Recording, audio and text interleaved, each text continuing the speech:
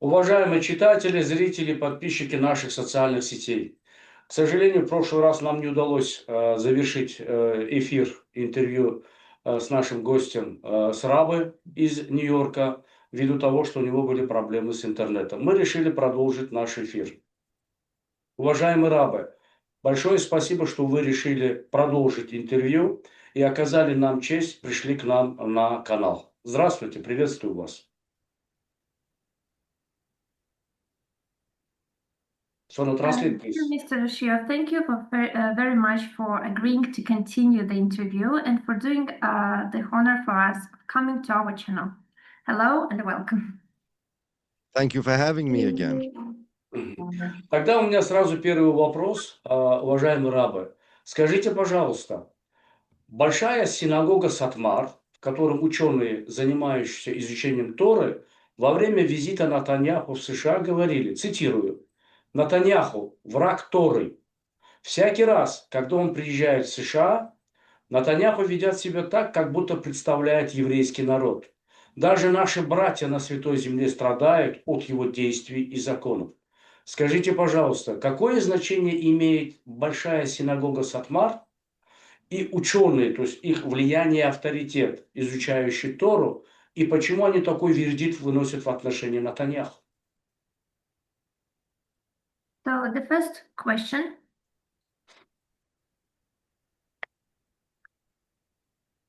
The large Satmar synagogue about which Torah scholars said during Netanyahu's visit to United States, I quote, Netanyahu is an enemy of the Torah. Every time he comes to the USA, Netanyahu behaves as if he represents the Jewish people. Even our brothers in the Holy Land suffer from his actions and his laws. Could you please explain the significance of the Satmar synagogue and of the Torah scholars? That is influence and authority, and why do they make such a claims about Netanyahu? Okay, first, when we talk about Satmar, a few things I need to preface. First, this is not only Satmar that believes this. Satmar has a policy that they're outspoken about it. An important thing that we need to know about anti-Zionist Jews, that most of them you are not going to hear about. And the reason you're not going to hear about them is because Judaism is not a proselytizing religion. We don't try to convert other people to Judaism. And anti-Zionist Jews don't go around explaining their position, just like most Jews just don't go around explaining what Judaism is to the world, because it's not something that's important to us. Anti-Zionism for the anti-Zionist Orthodox Jews does not mean that we oppose one particular policy of Israel, or that Israel is doing a particular thing that is wrong. That could also be true. But anti-Zionism for the Orthodox Jews means much more. It means that Israel has nothing to do with the Jews. Israel is not the state of the Jews. To say Israel is a state of the Jews is a lie. The Jews don't have a state. The Jews are a religion. We are not connected to any foreign country. My family is from Poland. I'm a citizen of the United States of America. My wife's family is from Lithuania. We have nothing to do with some country that was created in 1948 by a bunch of people who were against my religion and claim to have created a state that represents me. To us, that's simply stupid. That's not true. These people called Zionists can run around talking about the Jews and how they represent the Jews and how their country is the Jewish state. And we, non-proselytizing Orthodox Jews that stick to ourselves, that always have, always, all we want is to be left alone, to practice our religion. I'm in the United States of America. On the 4th of July, I hang out an American flag. I pay my taxes. I just want to study and pray. That's what I do all day. I'm a retired man. All day I spend my time studying the Torah, praying. All I want is to spend some time with my family, take a walk along the bay, pay my taxes, and be left alone. Some country 6,000 miles away says they're my country. That's insane. It's like, there are all sorts of people that claim they really represent the Jews. They're the black Hebrews that claim they represent the Jews, the black people that say that they're the real Jews. Netanyahu and the Zionists say that they represent the Jews. They don't.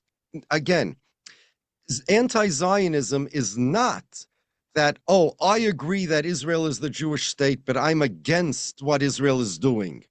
That's a form of Zionism. Once you say Israel is connected to the Jews, that's a form of Zionism. In my mind, to us, anytime you say, well, I'm a Jew, and because I'm a Jew, I'm obligated to criticize my country, Israel, when they do something wrong. That's not us.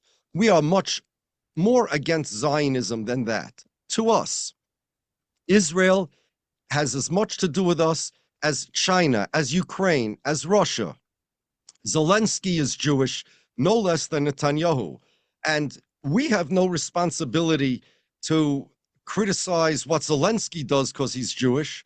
And we have no responsibility to criticize what Israel does. Israel is to us a foreign country, like Russia, like Ukraine, like China. We have nothing to do with it. And therefore, when Netanyahu, their actions have nothing to do with us. Nothing. We don't, when my country does something bad, I'll criticize it. If my country, let's say, bombs Afghanistan, and if I don't like it, I should say they're wrong. If my family does something and I don't like it, I should say, no, kids, you did something wrong. But if a foreign country does something and I don't like it, well, Israel's doing something wrong is no different to me than China doing something wrong, than Russia or Ukraine or Afghanistan doing something wrong. In Satmar, though, their rabbi gave them a mandate that they need to explain this to the world. In 1967, a few hours after Israel won the Six-Day War, it was an incredible thing. And this is one of the reasons why the rabbi of Satmar was considered perhaps the wisest rabbi in the entire world. It's incredible. And this is in writing. A few hours, literally, after Israel won the Six-Day War, it was on a Saturday, he said that it is a big mitzvah. Mitzvah is a good deed, a religious goods deed. It is a big mitzvah for everybody to tell the world that the Zionists don't represent us, because we have no idea what kind of trouble this is going to make, this victory of the Six-Day War. When people think that Israel represents the Jews, people will be transformed into anti-Semites because of Israel. And therefore, we have to tell the whole world that Israel doesn't represent the Jews and we have nothing to do with them. Again, not to necessarily be connected with their actions to say, as a Jew, I say it's wrong, because as a Jew has nothing to do with Israel. Israel is not the state of the Jews. Israel is the state of the Israelis. Israel represents the Israelis the same way America represents the Americans and Mexico represents the Mexicans, but rather so that people should not think that Israel is telling the truth when they say they're the state of the Jews. We say we have nothing to do with Israel. And therefore, getting back to your question, Netanyahu claiming he represents the Jews, Israel claiming they're the state of the Jews. Netanyahu even mentioned some things, some words implying he's the leader of the Jews. Naftali Bennett once referred to Netanyahu as the prime minister of the Jews. This is all a lie. If Netanyahu's the prime minister of Jews, so I'm Queen Rania of Jordan. It's insane. I'm an American. Again, my family's from Poland. We have nothing to do with Israel. And he's an enemy of the Jews because Zionism is diametrically opposed to Judaism for many reasons. The main reason is the actual definition of what a Jew is. According to Judaism, Judaism is a religion. I am a citizen of America. My family's from Poland. My being Jewish has nothing to do with any country that I'm associated with. My wife's family is from Brest-Litovsk. My family is from Częstochow in Poland. The fact that there's a foreign country out there that claims to have some type of political connection or any connection, to me, it's a lie. What it does is it changes the Jews from a religion to a nationality. to a political people. It's a lie. It has nothing to do with me. It's an attack on Jewish identity. Zionism, Netanyahu, who is a Zionist, would like to erase Jewish identity from the face of the earth. They would like to change the Jews from a religion to an ethno-religion, to a national religion. And it's not true. And not only that, it's a sin to change your Jewish identity and to believe that your Judaism has anything to do with anything other than God. If you believe that your Judaism has something to do with something other than God, according to Jewish law, according to halacha, you are an idol worshiper. It's considered the same as bowing down to a totem pole, because you're taking some foreign idea, the idea of nationalism, and you're bringing it in to your Jewish identity. It's different than if, let's say, somebody sins and maybe they're going to, let's say, eat some non-kosher food because they couldn't resist the smell of this non-kosher food. They're a sinner, but they're not an idol worshiper because they're not changing what it means to be a Jew. To bring in a foreign influence and to change what it means to be a Jew, which Zionists do, they are idol worshippers. Now, I do know, and you may ask me, next question, this is what I'm expecting, whether you're going to ask me or not, that, well, there are a lot of Orthodox Jews that are Zionists, that believe this. Two things. First thing, there are Orthodox Jews who believe what I just said, such as the settlers. They too are idol worshippers. And as I mentioned last time, just as the Christians have many, many millions and millions of Christians who are Zionists, the evangelicals, more Christians are Zionists than there are Jews who are Zionists. The Catholics and people who are not evangelicals will just say, yes, they're Christians, but they're not good Christians. They're corrupt Christians. They have corrupted their Christianity. And although I do not claim to know which version of Christianity is right, because I'm not a Christian and I've never studied it, I have studied Judaism. And to us, our version of Judaism is right, and the Zionists are a different religion. The Zionists are going to say we're a different religion. And without going into, the Christians tell me that Jesus is in my holy books and I should become a Christian. The Muslims tell me Islam is in my holy books and I should believe Muhammad is the prophet. We're a different religion. We have different interpretations. The Zionists tell me, just as the Christians and Muslims do, that Zionism is in my holy books. We have a different interpretation, and the Zionists are a different religion. Just as in Christianity, you may not be able to tell the difference between an evangelical and, let's say, a Catholic. They both walk around, let's say, with a cross around their neck. And Jews who are Zionists and Jews who are non-Zionists, both, let's say, have a yarmulke like I do and a beard like I do. And you may not be able to tell the difference, but that's the way religions work. To us, the Zionists are heretics. They're idol worshippers. They are corrupting Judaism, and they're not good Jews. That's a corruption of Judaism. And therefore, when Netanyahu comes to America and he mentions this, that he represents all the Jews, he's a liar, but not merely in politics. He's a liar when he says he represents the Jews and he doesn't. It's a crime against the Jews. A foreign head of state to come to America and to say he represents citizens of America who have nothing to do with him, never lived in his country, don't plan on living in his country, have nothing to do with his country, and the man has the gall, he has the chutzpah, he has the audacity to claim that he represents the Jews, citizens of the United States of America, Jews all over. If there are Zionists in America who would like Netanyahu to represent them, that's their business. But for him to say he represents all the Jews, to represent me, he's a liar. And it's a disgusting, despicable act of claiming that the Jews are not loyal to their country exclusively.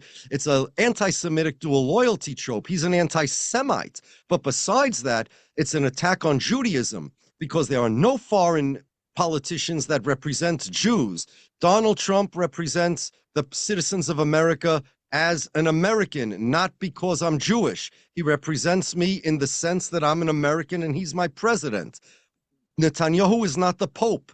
He doesn't represent my religion. We don't have a Pope. But Netanyahu believes that being Jewish is not just a religion, it's a nationality, and he is the prime minister of that entire nationality. So there are two issues. Number one, it's a trope against Jews. It's an actual anti-Semitic trope from a material perspective, from a political perspective, from an anti-Semitic perspective. And number two, it is against God and against Judaism and against my religion from a religious perspective.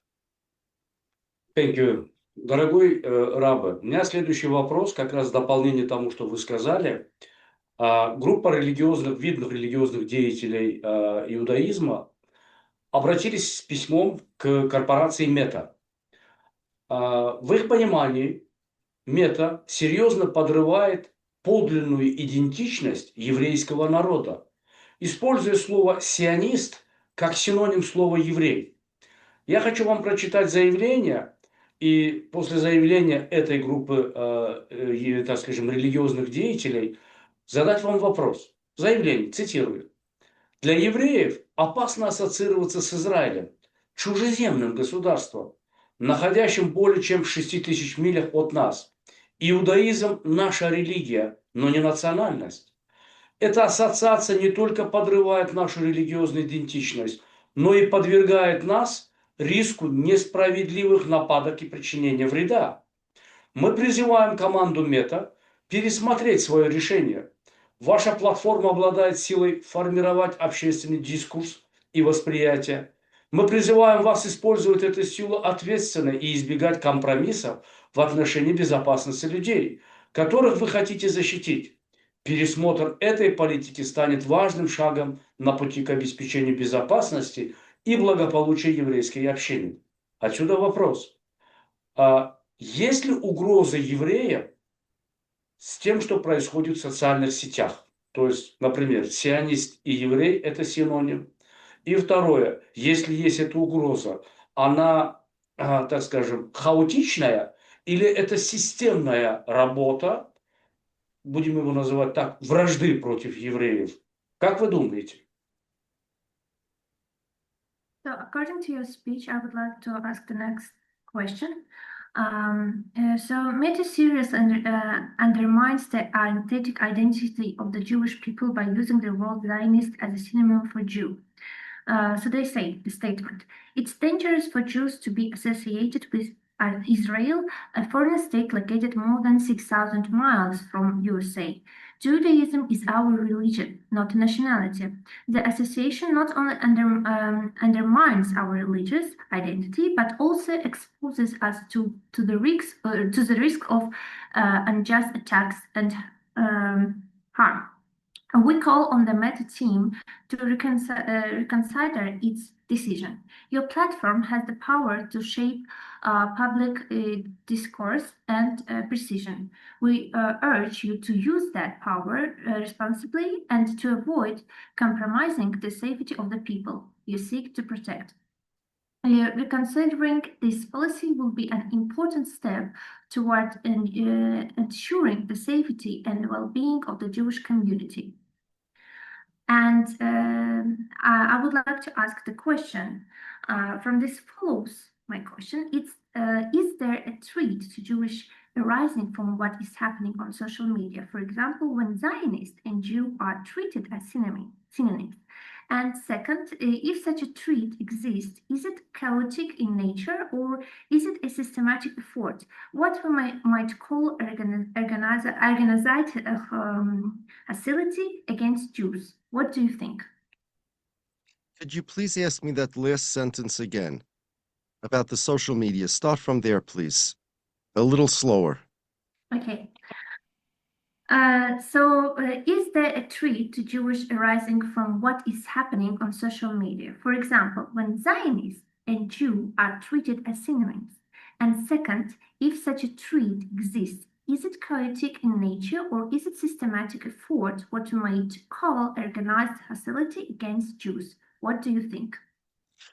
Okay, so here's what's happening. The idea that Jews being associated with Israel is dangerous to Jews is quite simple.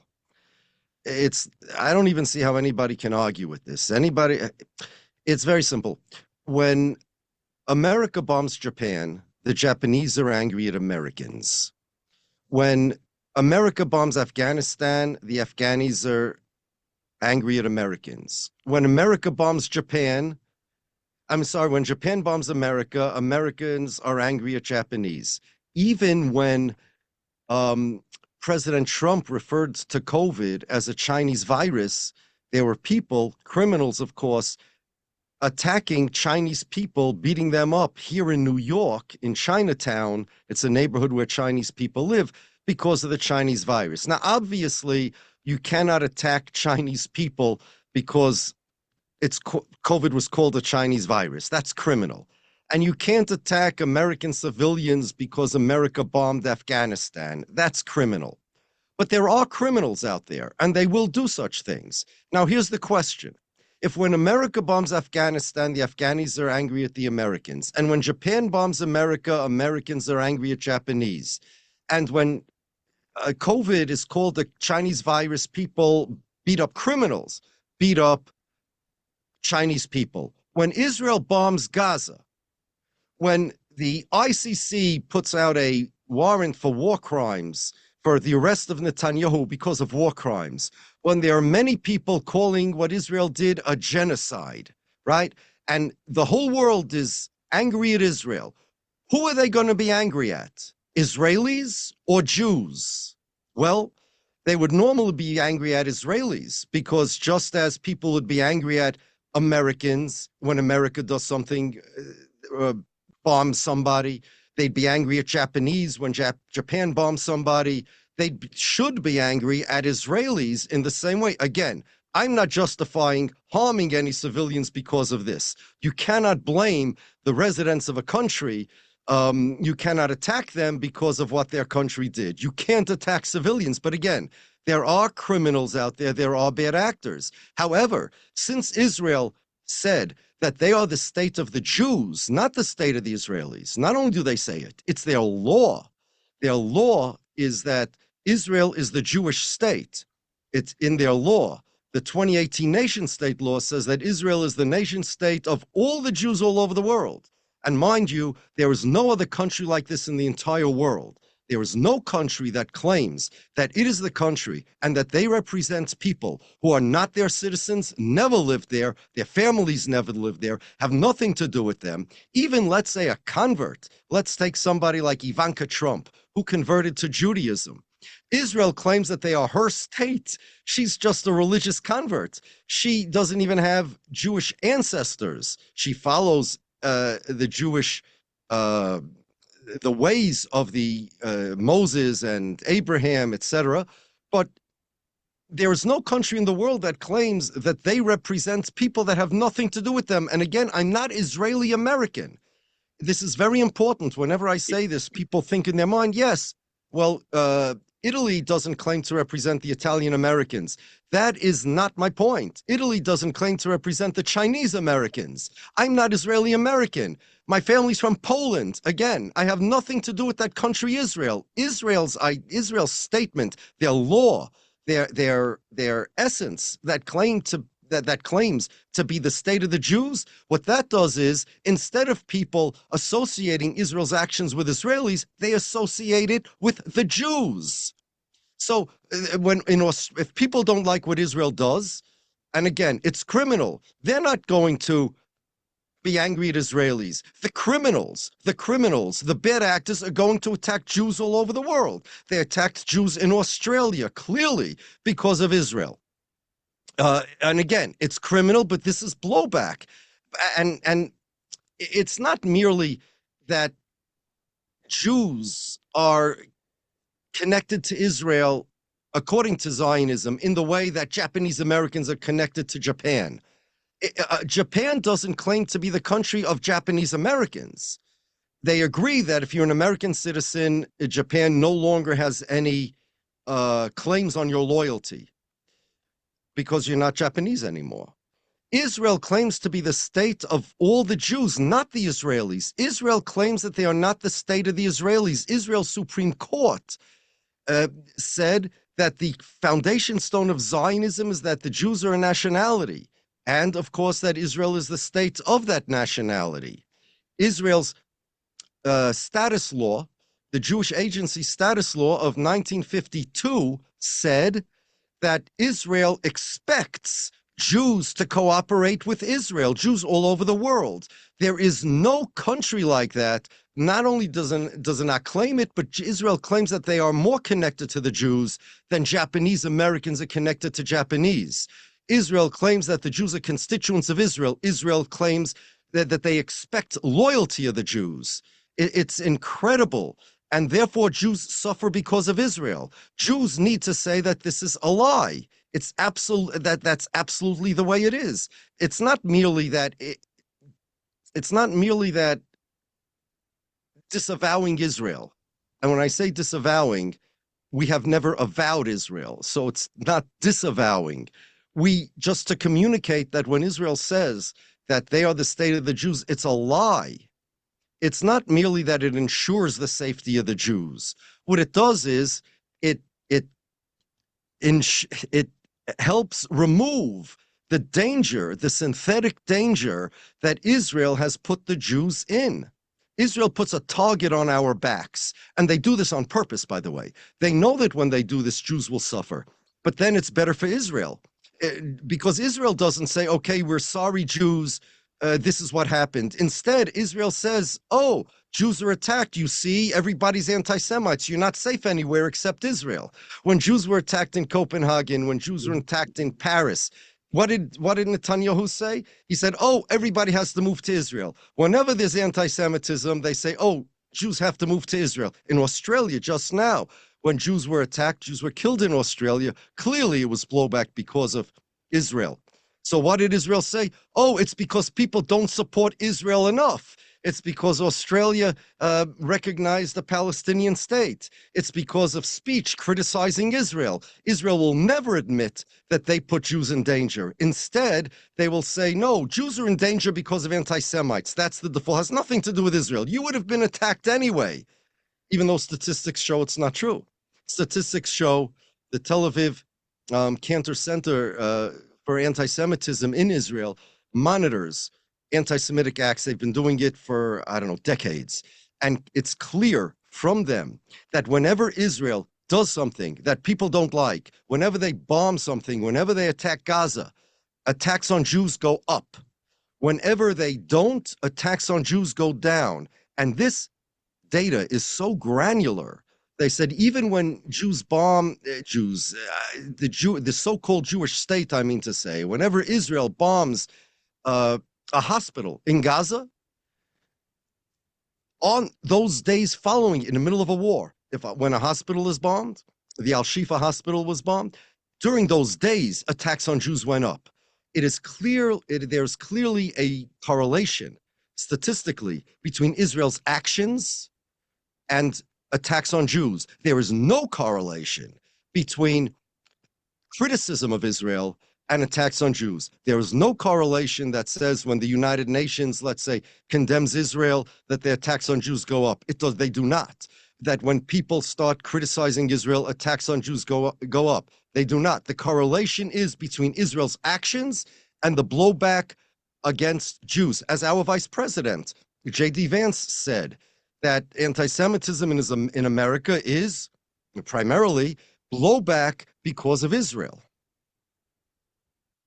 And it has nothing to do with us. Nobody should suffer blowback because of Israel. Neither should American Israelis. But we have nothing to do with Israel. It's very simple. If somebody would come over to me and say, you're Chinese, and because of a Chinese virus, I'm going to beat you up, what would you say? You would say, hey, I'm not Chinese. Mm-hmm. So we need to do the same thing. When people say you're Jewish and we're going to harm you because of Israel, it's only natural and normal for Jews to say, hey, I have nothing to do with Israel. The problem is that Israel has brainwashed many Jews that if you say Jews have nothing to do with Israel, that supports the anti-Israel narrative. Israel's not the Jewish state. If that's what you say, you're a Jew and you have nothing to do with Israel, you are communicating that Israel's not the state of the Jews. If Israel's not the state of the Jews, then what right do the Jews in Israel have, the Zionists, what right do the Zionists have to say that they're the state of the Jews and to perform actions to ensure a Jewish majority? What right do they have to say that they will not allow a non-Jewish majority? What right do they have to say that they're the nation state of the Jews? What right do they have to say in law that only Jews have self-determination in Israel? So if you dare say that you have nothing to do with Israel, then Israel's narrative is refuted. And that means Hamas is going to attack more Jews. So you Jews need to suffer. You Jews need to suffer and let people attack you and kill you, because otherwise the Zionist narrative is going to be criticized. And there are Jews who unfortunately believe that. So there are very many Jews who will be quiet, and they'll even try to attack Jews who say that they have nothing to do with Israel. You're a Hamas supporter if you say you have nothing to do with Israel. Because you can't allow Israel's narrative, everything Israel says has to be supported by all Jews. Otherwise, Hamas is going to kill Jews and the terrorists are going to kill Jews. But the truth is the opposite. The reason why all of these attacks on Jews are taking place to a large extent, statistically, is because people are critical of Israel's narrative and Israel's actions, and therefore they blame Jews as being part of this narrative. It's very simple. It's very simple. It's the same as the Chinese virus. If somebody said I was Chinese and they want to beat me up because of that, I'd say I'm not Chinese.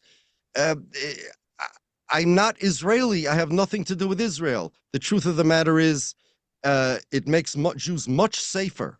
It's Zionist propaganda that Jews need to agree with everything Israel says, otherwise it's going to be less safe for Jews. The truth is, Jews need to protect themselves. Jews have a right to self-determination. Jews are not bound to Israel's narrative, especially a narrative that's against my religion, against my nationality, against my safety, just because let Israel change their narrative if they want. I'm not going to be a human shield for Israel. And I'm not going to agree with the Zionists that try to bully Jews to agree with everything Israel says by threat of any type of threats they can threaten us with. Thank you, dear Rabbi. У меня как раз продолжение вот этой темы. Многие мои друзья, знакомые, аналитики не понимают одну вещь. И я очень надеюсь, что вы нам поможете. В чем заключается вопрос? Я читаю многих еврейских ученых, религиозных деятелей, и часто сталкивался с таким тезисом: еврейский народ не зависит от государства Израиль в вопросах своей идентичности или существования.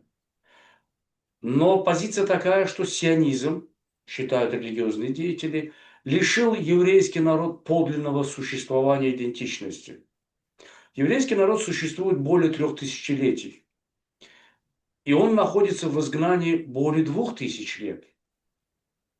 Целью сионизма было жить за счет еврейской истории, за счет ее веры, но создать совершенно противоположную идентичность.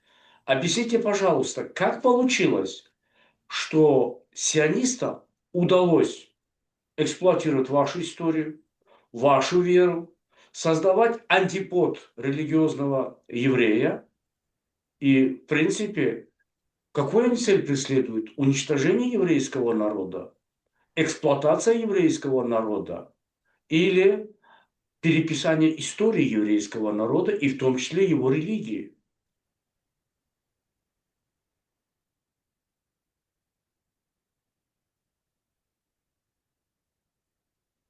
One second.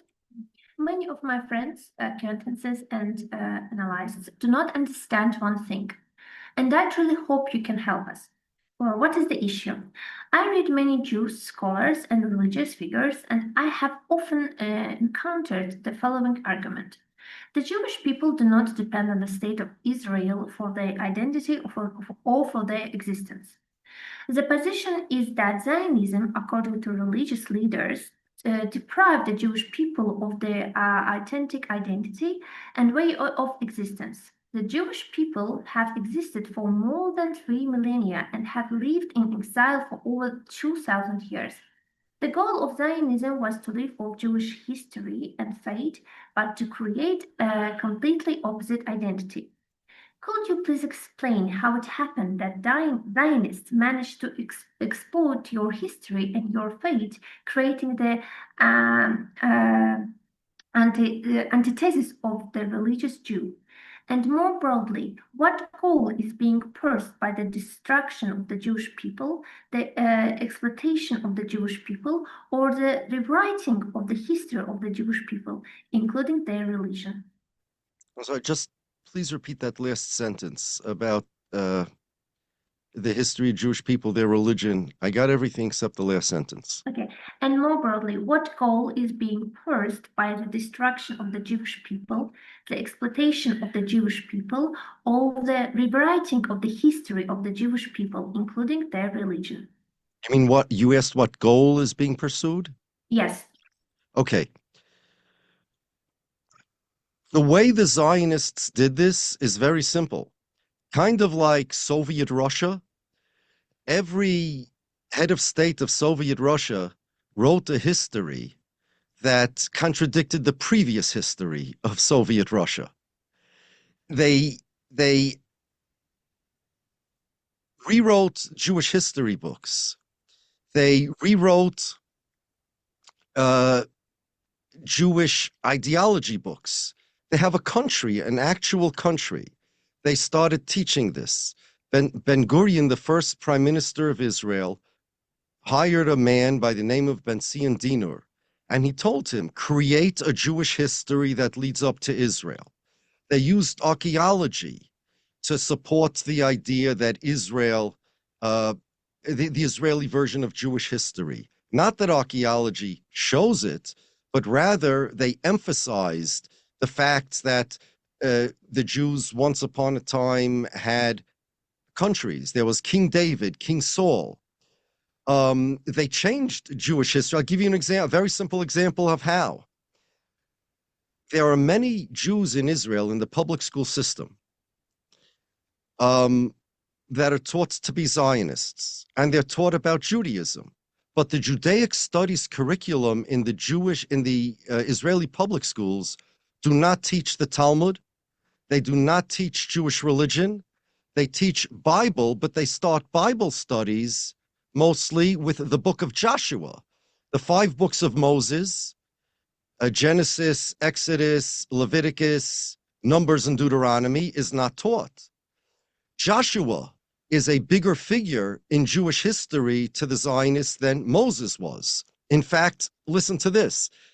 In Jerusalem, the streets of Jerusalem are mostly named after Jewish historical figures, biblical figures, modern figures, religious figures, non-religious Zionist figures, all sorts of people. Every prophet, for the most part, has a street named after him in Jerusalem. Every Zionist, prominent Zionist does as well. But guess what? There is no street named after Moses in all of Jerusalem. There's no street named after Abraham or Isaac or Jacob in all of Jerusalem. The streets start with Bin Nun, Joshua, because Jewish history starts, according to Zionist ideology, with Joshua. The Zionist political scientist Shlomo Avineri pointed this out. Heinrich Gretz, who really was the first one to change Jewish history and to make the Jews into a civilization rather than a religion, starts his national, even though he writes about Moses, but he starts the national history of the Jews with Joshua. Why? Because Joshua in the Bible was the one who brought the Jews into the Holy Land. Moses was never in the Holy Land. Abraham, Isaac, and Jacob was before the Jews as a people went into the Holy Land. So the history of Abraham, Isaac, Jacob, all the way to Moses is obscured, and Joshua is emphasized. Now, Joshua to us was a righteous rabbi. The walls of Jericho fell as a miracle. And there were so many miracles that Joshua did. But to the Zionists, Joshua was a conqueror, and he conquered the land of Canaan. And the Zionists then created books where they are reliving or reenacting or following in the footsteps of Joshua. Now, to us, Josh, you want to follow footsteps of Joshua? Then follow God's prophecies, follow the religion. That's not what they're taught in the public schools. Following in the footsteps of Joshua is conquering the land of Canaan for the Jewish people. Joshua went from being a rabbi to a conqueror.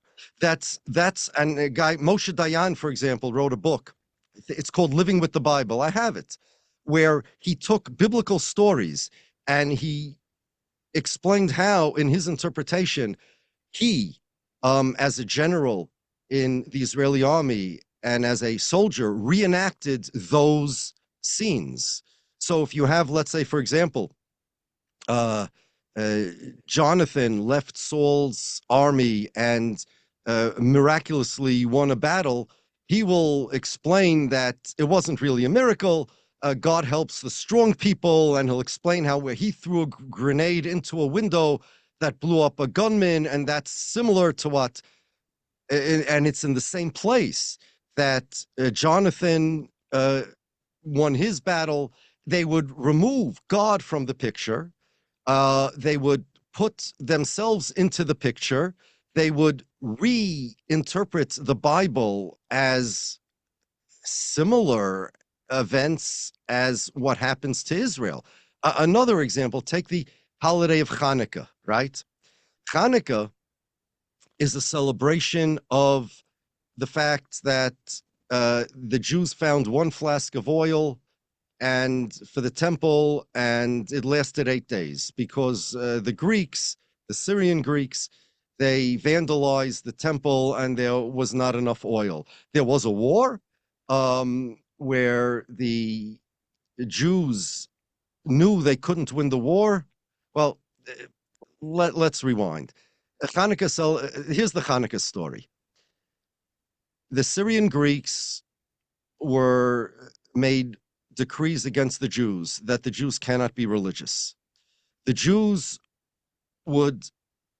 said, we're going to martyr ourselves. We'd rather die than give up our religion. So they took up arms against the Syrian Greek army, knowing that they would die. That was their intent, to die for their religion. God made a miracle and they won the war, even though they had no chance. Then they were able to retake the temple. And because of vandalism of the Greeks, they only found one flask of oil and it lasted 8 days. That's Hanukkah. The Talmud says that the reason why Hanukkah was established as a holiday had nothing to do with the miracle of the war. Nothing to do with that. Because Jews do not celebrate war victories. Jews, you know, all over the Old Testament, there are stories of wars. Like in every other page, starting from the book of Joshua on, there are wars. But we have no holy site, no significant site of the place of any of the wars. Like in America, we have the Alamo in San Antonio, Texas, a place of battle. We do not celebrate that. Jews do not celebrate wars, not at all.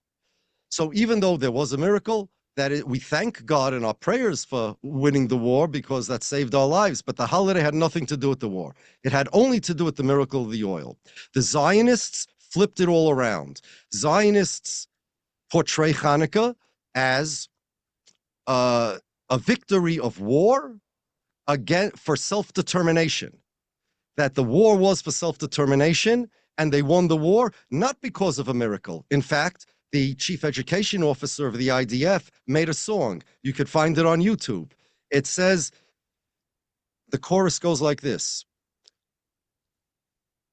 Nes lo kara lanu, no miracle happens to us. Pach shemen lo matzanu, we never found a flask of oil. We did the miracle, we won the war, we created the light. It's all because of our strength, nothing because of God. This, and now even today, if you go into a department store, let's say Macy's in December, you will find a Christmas display and a Hanukkah display, let's say. The Christmas display always has a color pattern, green and red. The Hanukkah display always has a color pattern, blue and white. Now, what does blue and white have to do with Hanukkah? The green and red for the Christmas, that's the hollies, the berries, and the leaves. But what does blue and white have to do with Hanukkah? It's fire, it's oil, it's a gold's menorah, you would say red, yellow, gold, or something like that. Blue and white is the Israeli flag. The Zionists have created a propaganda system and an educational system. And whereas we Jews teach it in our private schools, in our books, the Zionists created a worldwide educational system of advertising, of propaganda, of hasbara, that this is Jewish history. And since the majority of Jews are not religious, the majority of Jews all over the world are not religious at all. They are not going to access our religious school books. They are going to have access, and the Zionists did this on purpose. These are all non-religious people, Ben Dinur, Ben Gurion. They hated the religion. They instead took the religion, the Bible, and made it into a Zionist narrative. And this is already generations going on, over 100 years this is happening. Over 100 years, many, many generations. This has been going on in the Israeli schools. And they look at people like me thinking that we don't really understand Judaism. And the reason why I think Judaism is what I think it is because this is part of the Zionist narrative, that we were in exile and we weren't living in our own homeland, and the rabbis made things temporary and crazy, and being persecuted harmed us, and I'm traumatized and I don't understand. And the Zionists are the real Jews like Joshua, who was a conqueror, and the real Jews and the prophets preached morals. Now the prophets preached mostly don't worship idols and follow God. They left all that out. Every Jew, now you have Jews educated, them, their fathers, their grandfathers, great-grandfathers, great-great-grandfathers, great-great-great-grandfathers, who were educated with an entirely different religion. It's very simple. Again, let's compare it to the Christians. You have evangelicals and you have Catholics, right? And I know there are people who are not evangelicals who are not Catholics. Let's just use my example. The evangelicals have their schools. The Catholics have their schools. The evangelicals are taught that God said you have to support the state of Israel. The Catholics are not. How do the evangelicals convince millions and millions, tens of millions, not millions, tens of millions of Catholics between the biggest evangelical church organization here in America and South Africa? You have some 20 million evangelicals there alone. Tens of millions of them. How do you convince them? The answer is educate them. You can make how did the Soviet Russians convince people that communism is the best thing in the world, and that the Americans over here are the way the communists portrayed them? Very simple. They educated them that way. One of the educational tools Israel has is their army, which was modeled, by the way, after the Cantonists' education in the army, which was a religious education and a communist education. The Zionists have the army, just as the Cantonists was for the Russification, right? It was the Russification of the recruits. Israel has a Zionist education in their army, which is why, by the way, the Haredim refuse to go to the Zionist army, and they say we'd rather die than be drafted. Don't believe the Zionists when they say we don't want to serve our country. It's not true. That's not true. Has nothing to do with it. They would not. We had a draft in the United States. I wasn't old enough then to be drafted, but I was a teenager and had friends who were drafted. If you're drafted, you get an exemption, but nobody, or you go. But nobody, no Orthodox Jews were protesting, we'd rather die than go to the army in America. It's only in Israel, because Israel's army is a tool, is a indoctrination camp for Zionism. Israel's army is a church of Zionism. Between the educational institutions and the propaganda and the Zionist army, it's a brainwashing. And there are three things Zionists use to convince people to be Zionists. I have a chapter about it in my book. the bought, the bullied, and the brainwashed. They provide money, they bully people. If you say a word against Zionism, they will ruin your life. And the brainwashed. That's what it is. It's the same as, listen, Israelis convince a lot of people of a lot of things of their cause. But that's how they do it. And we, Orthodox Jews, again, we're not a proselytizing religion. We don't have, the public school kids are not going to our schools. By the way, Holocaust studies, here's how you want to know how they do it? Here's another example of their propaganda. Holocaust studies. Now, Holocaust studies sounds like a wonderful thing. Remember the Holocaust, there's lessons, genocide, terrible thing, the Holocaust. The problem with Holocaust studies is that the last chapter in all the Holocaust studies books and curriculums is Israel. That there was a Holocaust, and now we have Israel to ensure that there's not going to be another Holocaust. Kids go visit Auschwitz, the concentration camp, to learn the history. That's one thing. But they come out with Israeli flags draped over their shoulders. Because now we have Israel, and it's a binary choice, either Israel or Holocaust. And this is taught in public schools, not in Orthodox Jewish schools. They do not have Holocaust studies. Not with, and if they do, it's not with this curriculum. For the most part, they don't. And those that do not have this curriculum. But in the public schools, in Jewish day schools, where non-religious kids go, to the world, and Zionists give money to support these textbooks and stuff like that, and curricula. This is what people study. The purpose of the state of Israel is to prevent another Holocaust, to prevent anti-Semitism, and who could be against that? And anti-Semites love it too, because anti-Semites also agree that, I'm talking about the right-wing anti-Semites, guys like Richard Spencer, who called himself a white Zionist, that every country should be an ethno-country. So America should be for the whites. Jews belong in Israel. So Zionists and anti-Semites have the same agenda, and they feed off each other. Jews belong in Israel. It's your homeland. Jews cannot exist anywhere else because of anti-Semitism. Guess what? The anti-Semites agree with that. So the Zionists, there are so many ways: buying, bullying, and brainwashing. That's how Zionists convince people of this. Thank you, dear Rabbi. Next questions. Официальная пропаганда или контроль социальных сетей мало показывают или вообще не показывают другую сторону борьбы религиозных евреев с Израилем. Более 100 тысяч евреев-антисионистов провели свое, так скажем, шествие в Монро, в штате Нью-Йорк, где тезисом был сионизм – это антитезис иудаизм. Бен-Гурион, цитирую его, заявил: согласно определениям, евреи – это религиозная группа. И есть евреи, которые принимают это определение. Есть евреи, у которых нет таких определений. Они истинные евреи, и я один из них. Мне не нужно определение. Сионисты намеренно используют слово «сионист», «еврей» и «израильтянин» как взаимозаменяемые, чтобы вы думали, то есть люди, которые читают или слушают, что евреи и сионисты одно и то же. И тогда вопрос: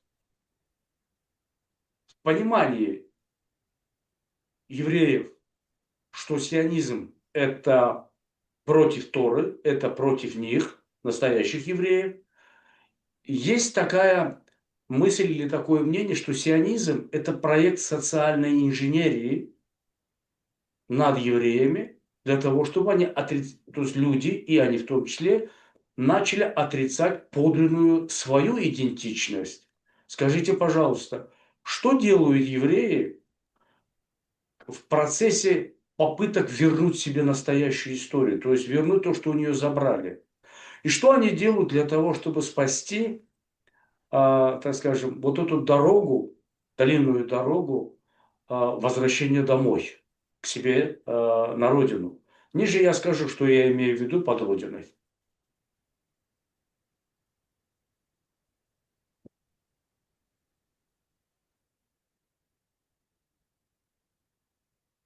Okay, so official propaganda or social media control shows glitter or does not show at all the other side of the struggle of religious Jews against Israel.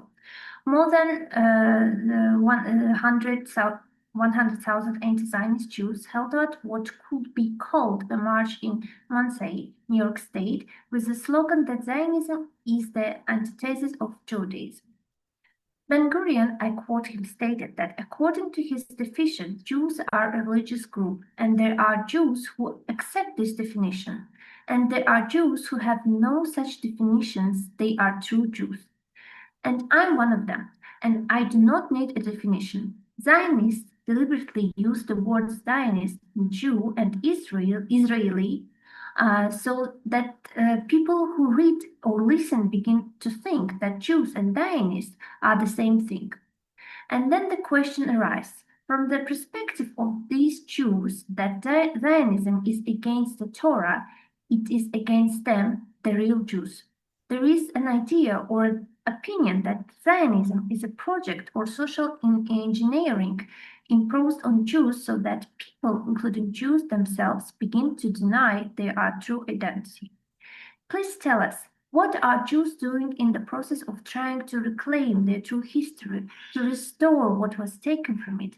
And what are they doing in order to save, so to speak, this road, this long road of their returning home to themselves, to their homeland? And I will explain below what I mean by homeland.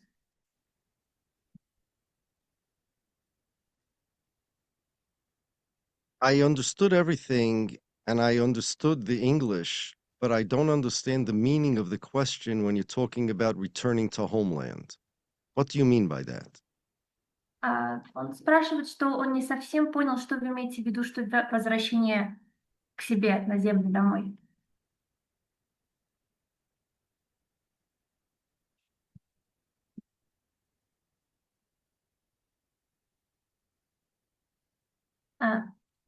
Мистер Шабан, вы здесь?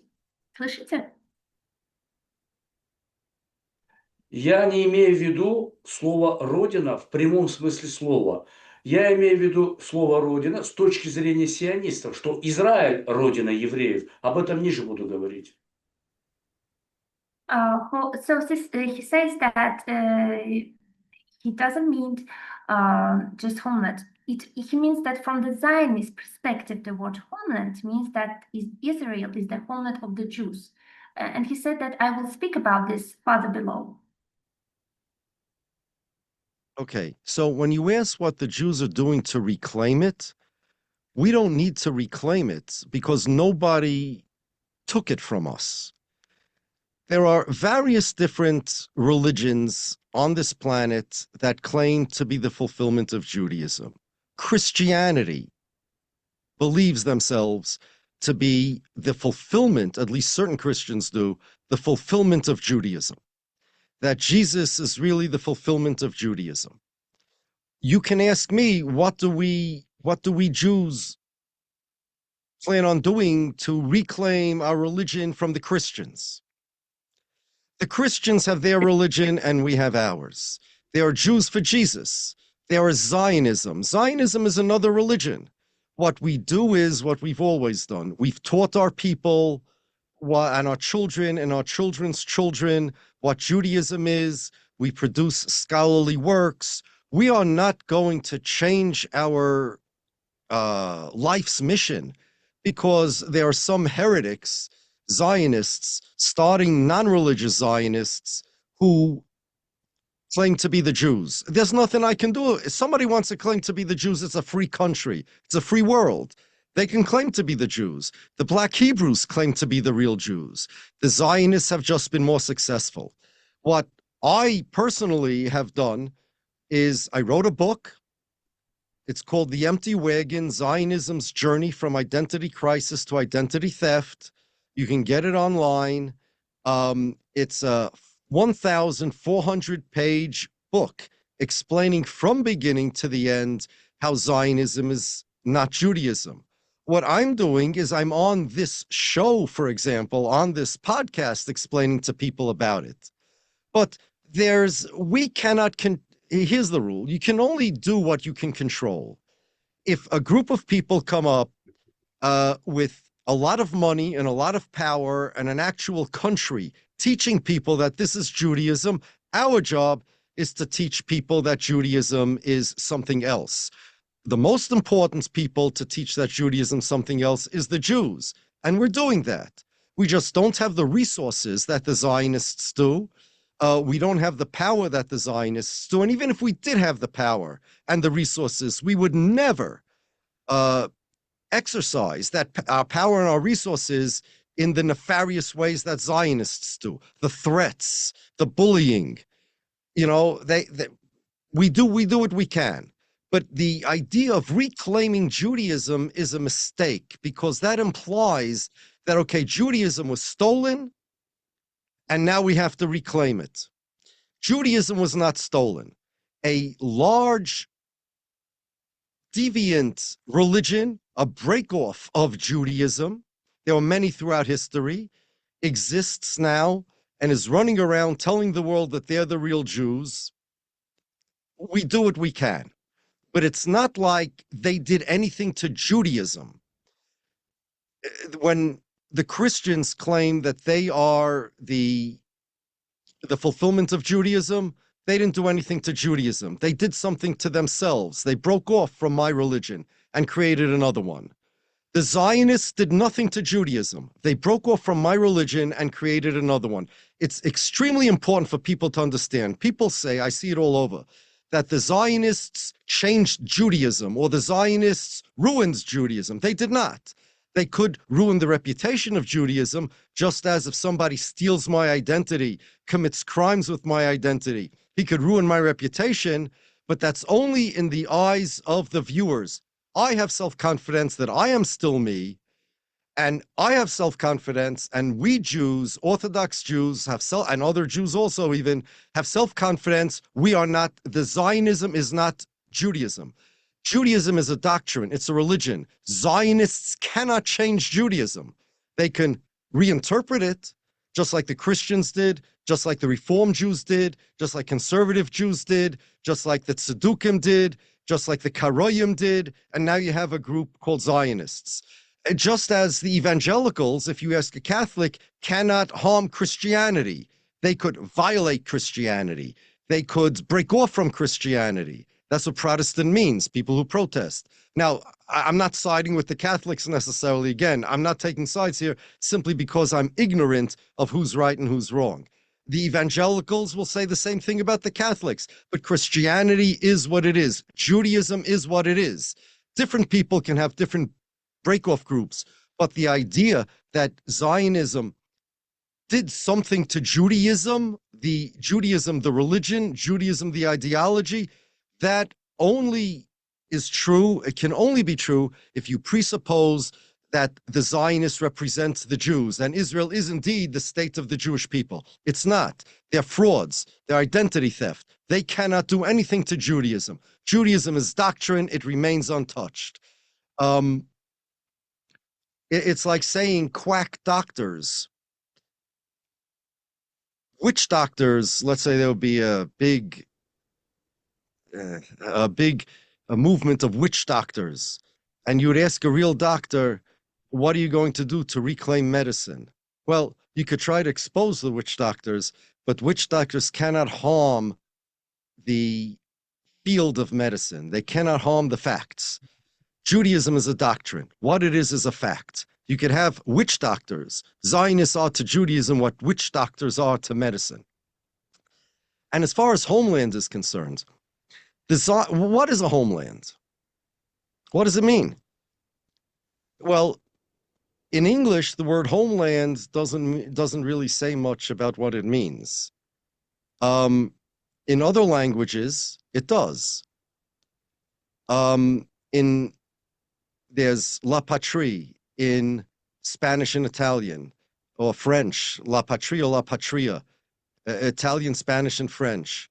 There is Mother Russia. I forgot how to say it. I once knew that. Matushka Russia, something like that. There's Mother Russia. And in Hebrew, in modern Hebrew, they call their homeland Moledes. It means birthplace. In nationalist philosophy, there is it is believed that there is an organic connection between a people and the land in which the people were born, the land that birthed the people, the fatherland, the motherland, the birthplace. And indeed, in Israel's Declaration of Independence, it says, here the Jewish people were born. And remember what I mentioned before, that Jewish history for the Zionists starts with Joshua? That's because the Jews were born, they were created, they became a people in the Holy Land. That's Zionist ideology.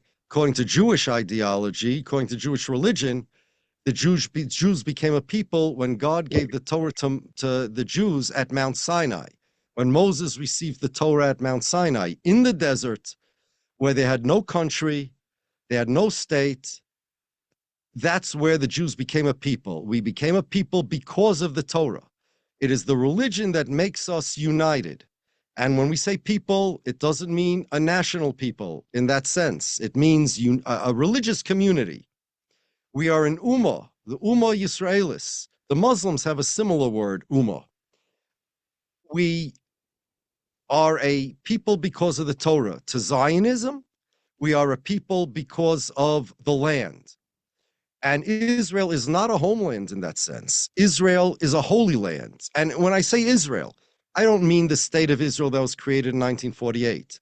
I mean the holy land of the Jews, whether it is under the sovereignty of the Ottomans or the British or the Romans or the Mamluks, it makes no difference. Jerusalem is equally Jerusalem, whether it's under the Romans or the Greeks, or the Turks, or the Zionists. The Zionists are just, pardon the expression, they're the new Turks. That's all they are. To us, Zionist sovereignty over the Holy Land is no different than Turkish sovereignty over the Holy Land.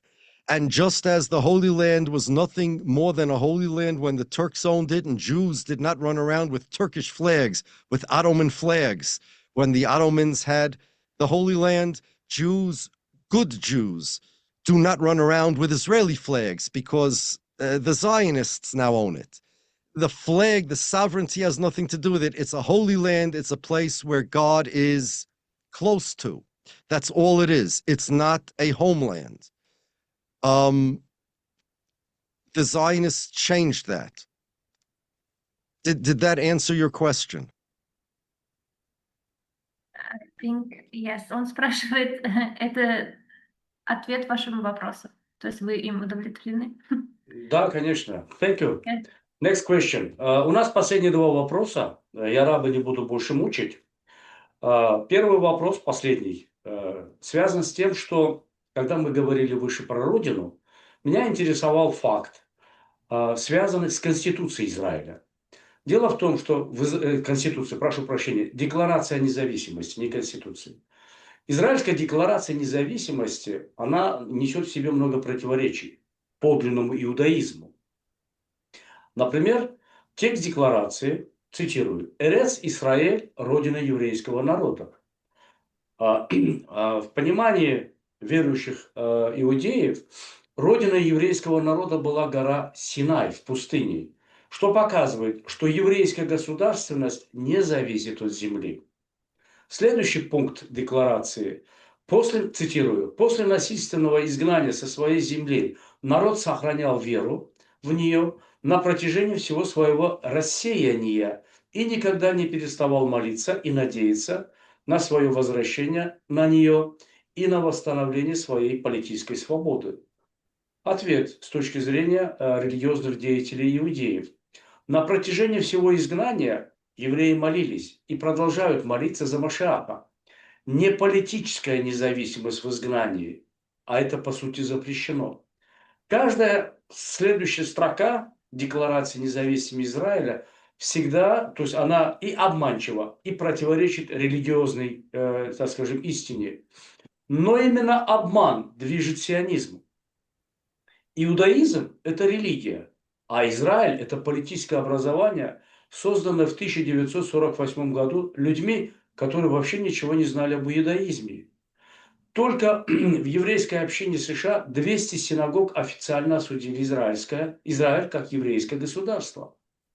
Американские евреи имеют право защищаться от организаций, как AIPAC и ADL, которые намеренно отождествляют евреев с Израилем, иностранным образованием. У них у всех есть отвратительная тенденция примешивать всех евреев к политическим вопросам Израиля. Безопасность верующих евреев и всех невинных людей на Святой Земле имеет первостепенное значение. Религиозные евреи заявляют, что у них нет националистических планов в Израиле. Центральный раввинский конгресс, объединяющий более 300 раввинов, опубликовал осуждение тех, кто политизирует антисемитизм.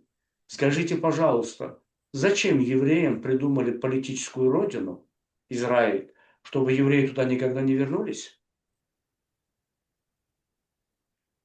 So we have our final two questions. I promise I won't trouble you any further. The first the question is connected to what we discussed earlier about the concept of homeland. I'm referring to an issue related to Israel the Declaration of Independence of Israel contains many contradictions with authentic Judaism. For example, the text of the declaration states, I quote, "Eretz Israel is the homeland of the Jewish people. In the understanding of observant Jews, the homeland of the Jewish people was Mount Sinai in the desert, which demonstrates that Jewish statehood does not depend on land." The next point in the declaration states, again I quote, "After being forcibly exiled from their land, the people remained faithful to the throughout the dispersion and never ceased to pray and hope for their return to it and for the restoration of the political freedom." From the perspective of the religious Jewish leaders, throughout the exile, Jews prayed and continued to pray for the Messiah, not for political independence during exile, which is essentially forbidden. Every subsequent line of Israel's declaration of independence is misleading and contradicts religious truth. Yet description is what drives Zionism. Judaism is a religion, while Israel is a political entity created in 1948 by people who knew nothing at all. Organizations such as AIPAC and the ATL deliberately equate Jews with Israel and with a foreign political entity. They all share an ugly tendency to tie all Jews to Israel political actions. The safety of observant Jews and all innocent people in the Holy Land is of permanent importance. Religious Jews state that they have no nationalist plans in Israel. The Central Rabbinical Congress, more than 300 rabbis, issued a condemnation of these who politicize anti-Semitism. Please tell us why was a political homeland Israel invented for Jews? So what Jews would never actually return there? That's an excellent question. What was motivating the Zionists to create Zionism? The answer is, and the Zionists wrote this in their own books, there was anti-Semitism. In 1881 in Russia, this was the turning point. There was a succession of lethal pogroms against the Jews. What was unique about that particular time period that's why Zionism was born then, was that the Zionists always believed that the Jews are disgusting. Well, a lot of Jews believed that in order to alleviate anti-Semitism, you have to alleviate Judaism. There were many Jews, there are many Jews who became secular, and they were able to do this in the Enlightenment and the Emancipation. For many centuries, Jews were relegated to ghettos in Europe. But after a certain point, the Emancipation, the Enlightenment came, and there were Jews who had freedom not only of religion, but freedom from religion. They said that the reason they believed, the reason the Jews are persecuted is because they're disgusting and ugly, and they absorbed the anti-Semitic tropes of the anti-Semites. So they figured if we drop the religion and we become totally assimilated, we become as German as the Christian Germans, as Russian as the Christian Russians, then nobody will bother us. And so they did. There were many non-religious Jews, assimilated Jews. But the problem was it didn't work. Even though they were assimilated, even though they were no more Jewish than the Russian non-Jewish Jews, the Russian anti-Semites attacked them as well. There were a succession of, starting 1881, pogroms that confused the secular assimilated Jews. They said to themselves, hey, I don't understand. Why are they attacking us? We're not really Jewish. We're not any more Jewish than the average Russian. We're not any more Jewish than the average German. Why are they attacking us? And they had an identity crisis. They hated Judaism. They hated the Jewish people. And they didn't want to be Jews. But the non-Jews would not let them be non-Jews either. The non-Jews told them they are Jews, whether they like it or not. And that led to an identity crisis. There were many solutions that they were thinking of. Communism was one of them, and Karl Marx, Moses Hess, who was kind of a mentor of Karl Marx, he was one of the first Zionists. He was a socialist or communist, forget about the difference for now. They believed that, well, if you believe in communism, that means everyone's treated equally and the Jews will be treated equal. Some of them said Bolshevism is the answer. There are various different answers. And in that time period, when religion in general was not mandatory anymore, there were a lot of isms that were created. Nationalism was one of them. Nationalism said, especially organic nationalism, ethnic nationalism, that in people are not individuals, they're organically tied to a group that's called the nation. And the Jews, the problem is, this was the Zionist idea, that the Jews need to adopt nationalism, will become a nationality. And the reason why anti-Semites still hate us is because they still perceive the Jews as being connected to those religious Jews, those disgusting Jews, those ruthless Jews. Really, what we're going to be, we're going to make ourselves into a nation.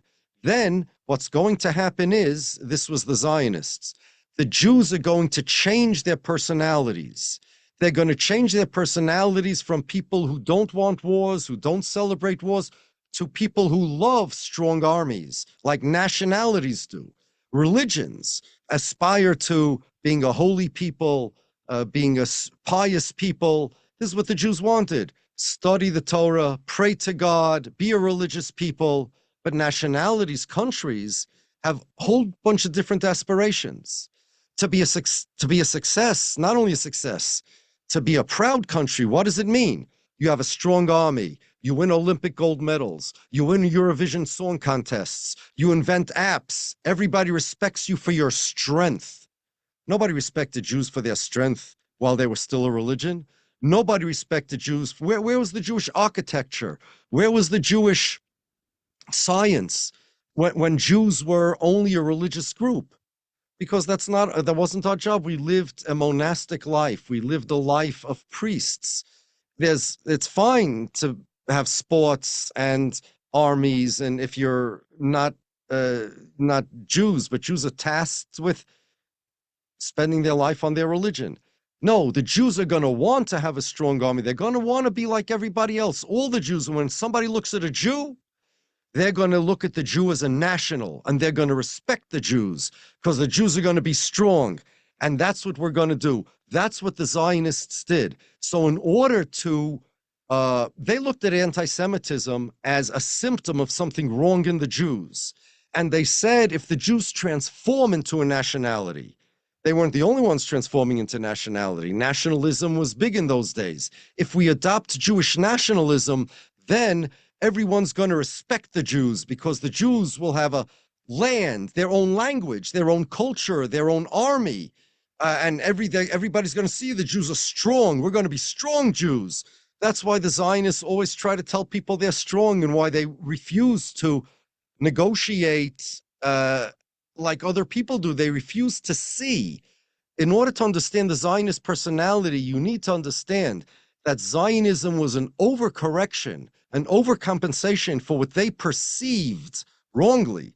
They perceived in their anti-Semitic, self-hating perception of what Jews were as disgusting because they were weak, because they didn't want armies, because they didn't want strength. They were looking for godly values, for saintly values rather than, for priestly values rather than national values. We're going to change that. We're going to be an army, and anybody that tries to mess with us, we're going to bomb them. Anybody that tries to harm us, we're going to kill them. And then they're going to respect the Jews. That's what they said. We're going to be respected when we're strong.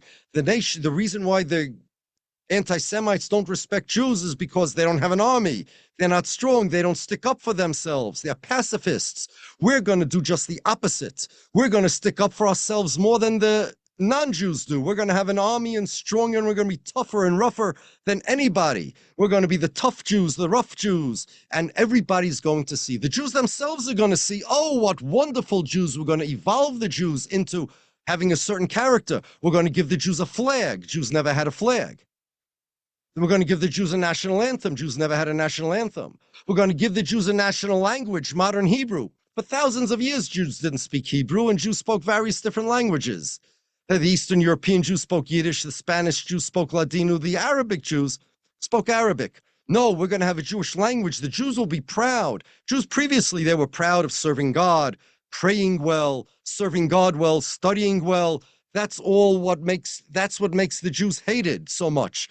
The Jews will suddenly be proud of and therefore aspire to being strong and having an army and having the best weapons and the best Olympic team and the best songs and the best apps and the best civilization and the most advanced, powerful, strong country. And then everybody's going to respect the Jews. Theodor Herzl, on the last page, the climax of his book, The Jewish State, he wrote that as soon as Zionism gets off the ground and people see what the Jews' aspirations are, anti-Semitism will disappear off the earth.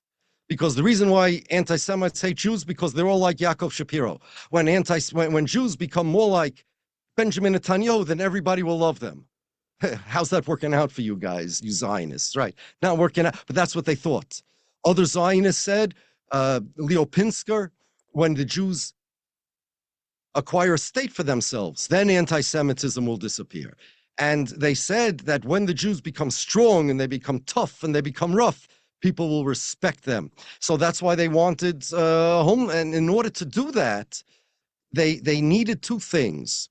They needed, on one hand, to change the Jews, but on the other hand, they needed to recruit the Jews into this movement. They needed to change the Jews, but the problem they had was the Jews already had ideology and a religion. So here's what the Zionists did. They took concepts, symbols, and ideas that are holy to the Jews. The Holy Land.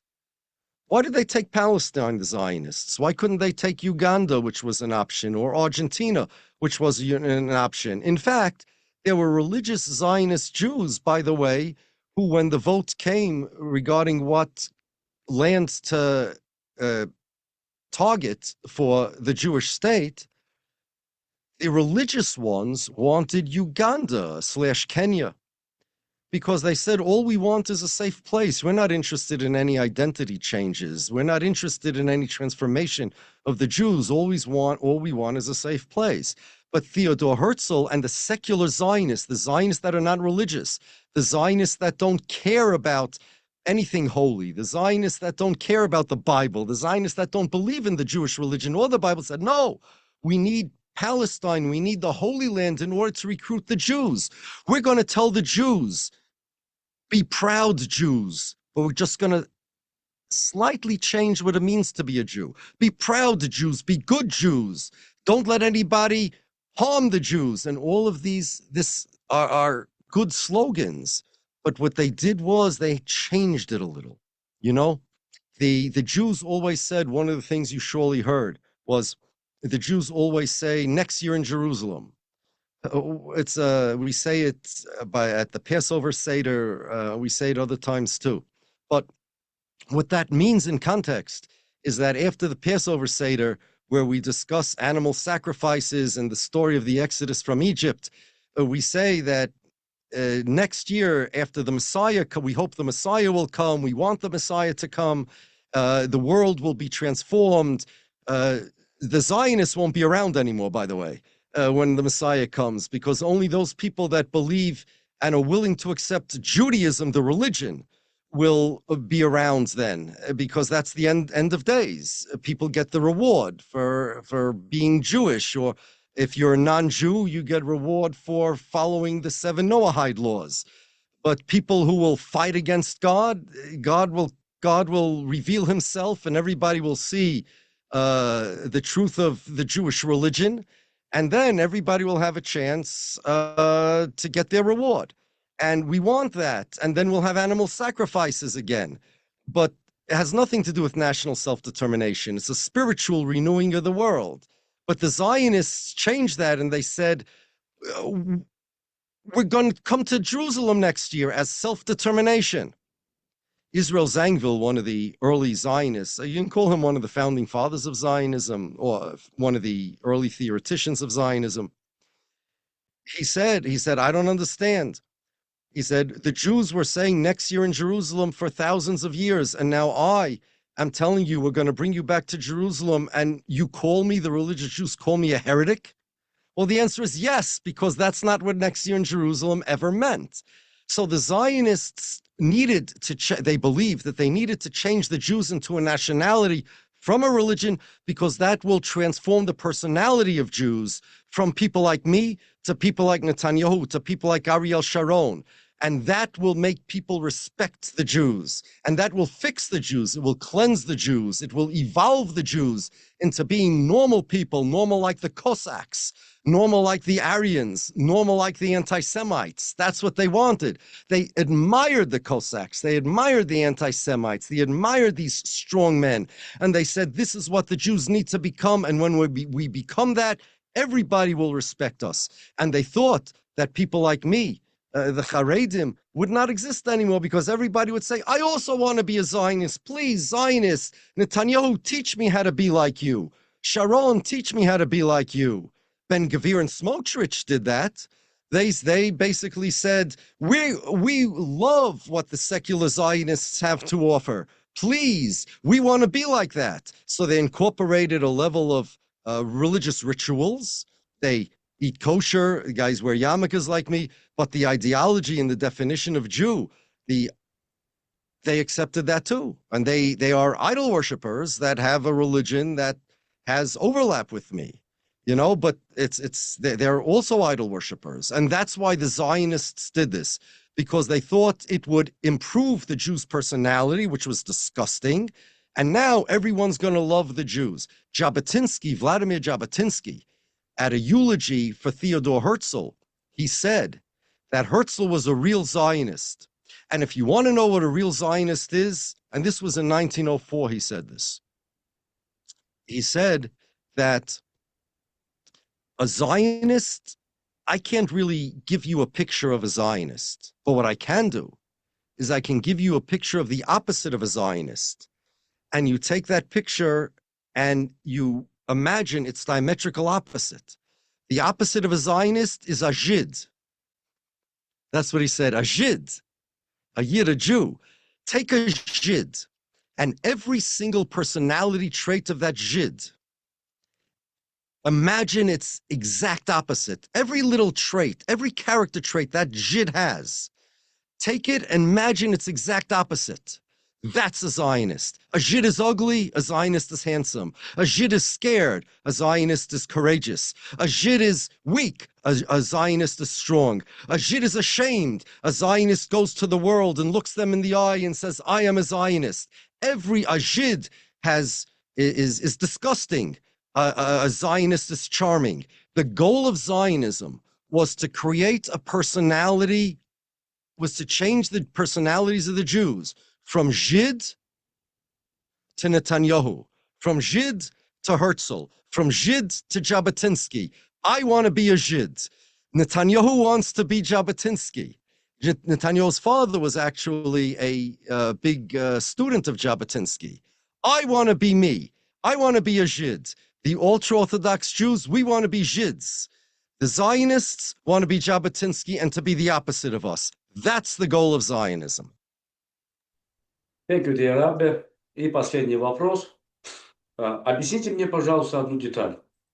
Герцель исказил истинное значение слова «еврей», что затруднило понимание этого неоднозначного титула для последующих поколений. Рав Саадия Гаон заявил: «Мы – народ только благодаря Торе». В священной Торе, дарованной на горе Синай, говорится, цитирую: «Сегодня вы стали народом для вашего Бога». Второзаконие 27:9. Гемара в Хулине 111 говорит: «До Синая их не называли сынами Израилевыми». Скажите, пожалуйста, это изменение, это подмена или вообще что это означает? So, and the last question.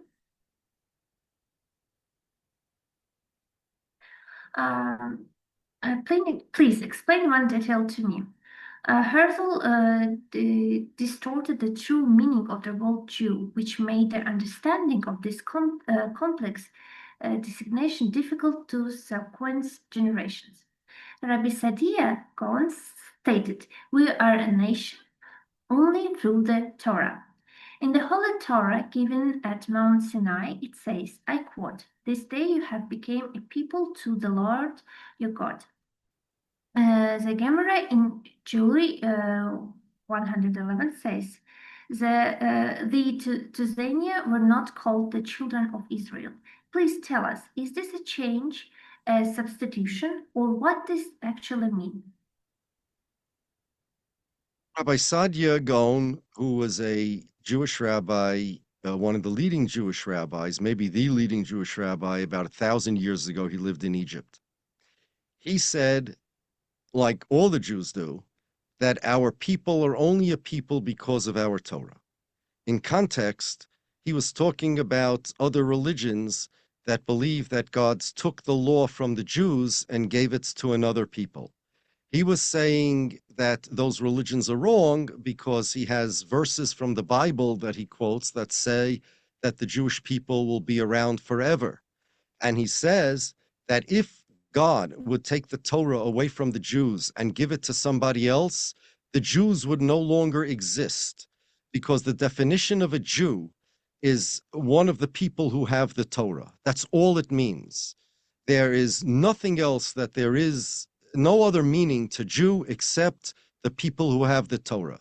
If you don't believe that there's such a thing as the Torah, that God gave Moses the Torah on Mount Sinai, then you don't believe that the Jewish people exist. And there's no difference between a Jew and a non-Jew.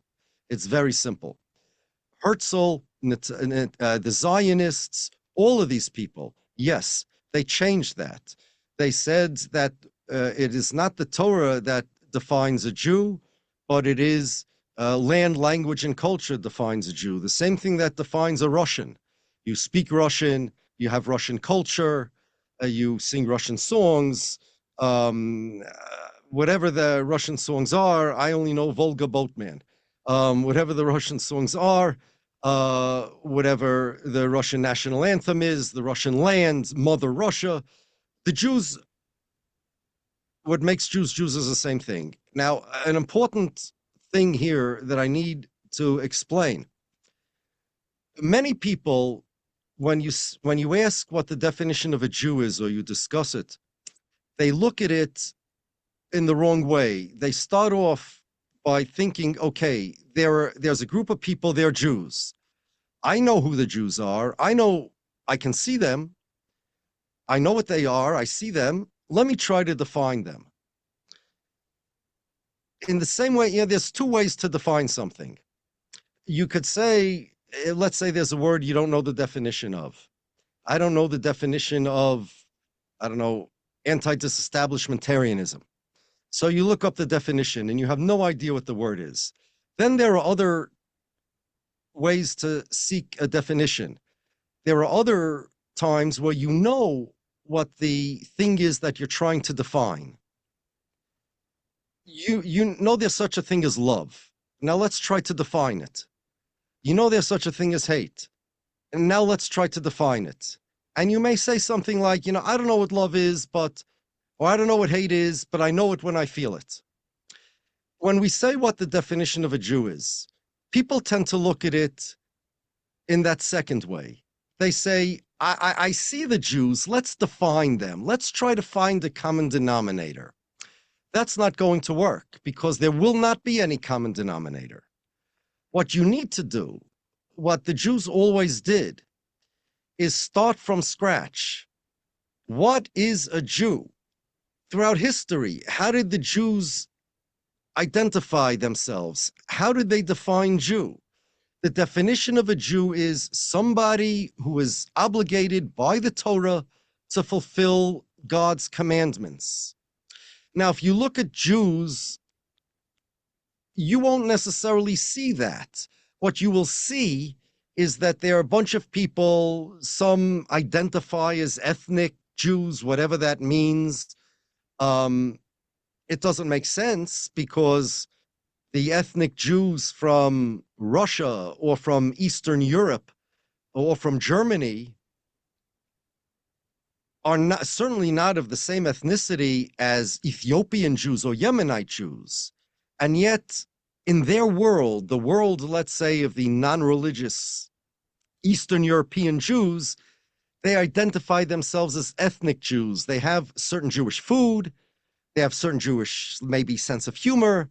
They had even Pale of Settlements. The Jews spoke Yiddish. They had kind of their own language, and they had their own place in the Pale of Settlement. So they kind of felt like they're their own ethnicity. But that doesn't explain what a Jew is, because what these people aren't being cognizant of when they define themselves that way is that there are also Jews in Ethiopia at the same time that also identify themselves as Jews, who don't speak Yiddish, who don't live in the Pale of Settlement, who don't eat your food, who don't have your culture, who don't read your newspapers.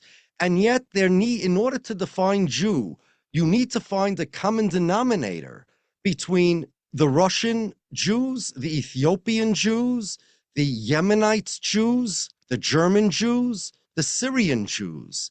And you need to find one common denominator that makes them all Jews. Somebody even once told me that he'll concede that Jews are comprised of many different ethnicities. But I told him that's not a good enough definition, because the question remains, what is there between these particular ethnicities that put them in the same category, Jew? You need to find, this is what we're in search of. We can't look at a bunch of Jews that we're familiar with and say, let me try to describe their Jewishness in the same way you feel love and you say, let me try to describe what I'm feeling. Instead, what you need to do is use rational logic here. The fact is that there are Jews all over the world, different cultures, different countries. Some are even not religious. Some are religious. Some practice Christianity. They're Jews who converted to Christianity. You need a definition that includes all those Jews. Or, I mean, if you want to define a Jew as somebody who eats gefilte fish, then you're taking the Moroccan Jews out of the equation. No problem. But you need a definition that you are willing to commit yourself to that a characteristic or characteristics, that whoever has this characteristic is a Jew, and whoever is a Jew has this characteristic. And whoever does not have this characteristic is not a Jew. The only intellectually sustainable definition that anybody has ever come up with that can define, that can fulfill that requirement of a definition is anybody who is obligated to fulfill the 613 commandments, whether he believes he's obligated or not, whether he thinks he's obligated or not, whether he is compliant with those commandments or not. That's the definition of a Jew. And I am fully willing to say that this definition is dependent upon the religion. The religion decides, the religion of Judaism, the Torah, the Talmud decides who is obligated to fulfill those 613 commandments. If the Talmud says you're obligated, I say you're a Jew. If the Talmud says you're not obligated, then I say you're not a Jew. For example, there are many people that'll tell you, well, the definition of a Jew is someone who has a Jewish mother. Now, that makes no sense. First of all, you can't say that, you can't use the word that you're defining in the definition. So in other words, if I ask you what a dog is, you can't say, well, yes, if the mother dog and the father dog were a dog, then their offspring is a dog. That doesn't tell you what a dog is. And when you say, well, if your mother's Jewish, you're Jewish, that doesn't tell you what a Jew is. Aside from that, why is it that Judaism is handed down through the mother and not the father? Ethnicities don't work that way. Races don't work that way. Nationalities don't work that way. Not only that, in Jewish law, tribalism doesn't work that way. The Jews had 12 tribes. If your tribe, if the father is from one tribe and the mother is from another tribe, the offspring's tribe is the tribe of the father. Inheritance doesn't work that way. Family relations doesn't work that way. In the Bible, it says, "L'mishpachoisam lebeis avoisam," or "lebeis avoisam l'mishpachoisam." Families follow paternal lineage. The father is the one that determines family association. Why is it that regarding Judaism, regarding whether you're Jewish or not, it follows the mother? You know what the answer is? The answer is because the Talmud derives it from a verse in the Bible, because the Torah says so. The Torah says, without giving a reason, the Torah says, just like the Torah says, I'm not allowed to eat a camel. I don't ask why. That's what it says in the Torah.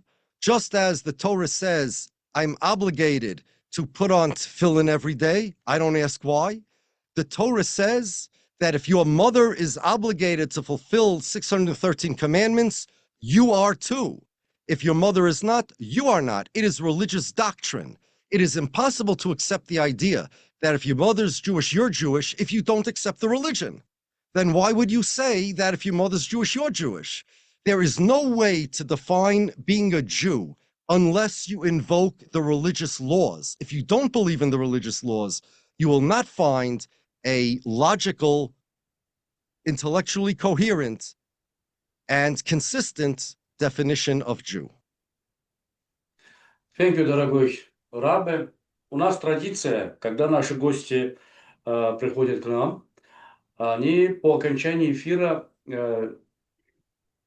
так скажем, рассказывают о своих пожеланиях, о своих рекомендациях, или, по крайней мере, что бы они хотели сказать нашим слушателям.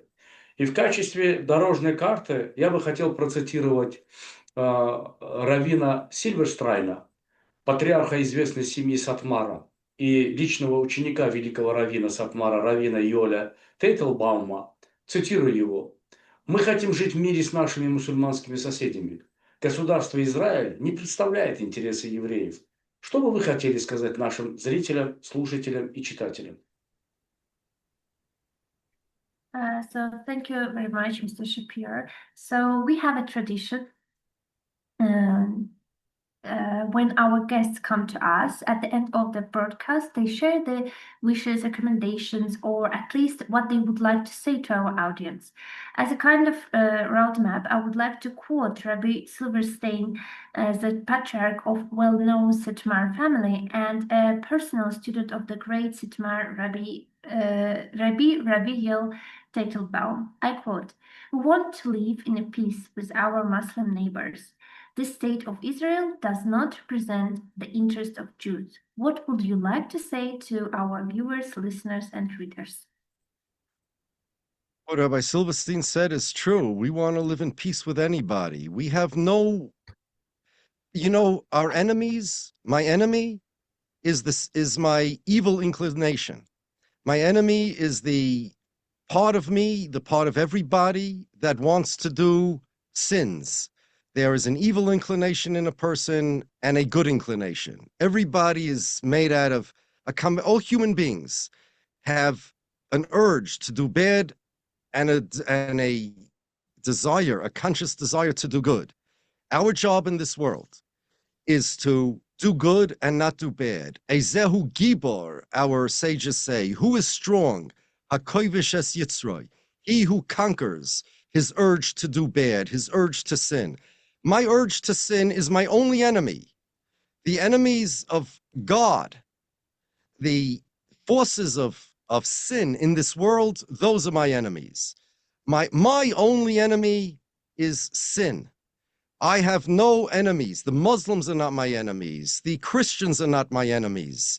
I want to live in peace with them. I disagree with their religion and they disagree with mine. That's the way it is. No problem. Jews want to live in peace with everybody. If somebody doesn't, then he's not being a good Jew. And if he, as a matter of policy, thinks that certain nationalities or religions are his enemies in the sense that he needs to fight them, physically fight them, then he's a Zionist. He's a Zionist. We do not wage war. We are not permitted to wage war against anybody, nor do we have any desire to wage war against anybody. If you try to force me to violate my religion, then I will physically fight you. But if you are just have a different religion or a different ideology than me, we want to live in peace. Very simple. That's all I want. Here's the bottom line. Israel is a foreign country. Again, I'm an American. My family's from Poland. My wife is an American. Her family was from Brest-Litovsk. All we want is in peace in my home, while to take a walk along the bay, study my Torah, pray my prayers, spend time with my family, pay my taxes, and that's it. Live a normal American Jewish religious life. Is it too much to ask that a foreign country, Israel, stay out of my life? Is it too much to ask that a foreign country leave me alone, stop talking about me, stop saying you represent me? And I'm asking all the people out there to understand that that's all Jews want. Zionists, go have a Zionist on the show if you want and let him talk about Zionism. But as far as Judaism is concerned and Jews, all we want is to be left alone, to study our Torah, to pray our prayers, to live our lives, and we have nothing to do with any foreign country. And if any foreign country says that they have a connection with us, it's a unilateral statement. They are deluded. It's wrong, and I disavow that. I contradict that. I oppose that, and I condemn that in the strongest terms possible. Большое спасибо, дорогой Рабби, что вы потратили на нас 2 часа сегодня и в прошлый раз час. Я вам очень признателен за ваши ценные знания, за время, которое вы потратили для наших слушателей и для меня в том числе. Я думаю, что ваши знания или ваша информация, совсем противоречащая официальной пропаганде, она внесет ясность в умы людей и поставит разницу между евреем и сионизмом. Спасибо вам. So thank you very much, dear Rabbi. And for thank you for spending 2 hours with us today and our last time. I'm truly grateful to you for your valuable knowledge and for the time you devoted to our audience and to me personally. I believe that your knowledge and information, which strongly contradict official propaganda, will bring clarity to people's mind and help draw a clear distinction between Jews and Zionism. Thank you again. Thank you.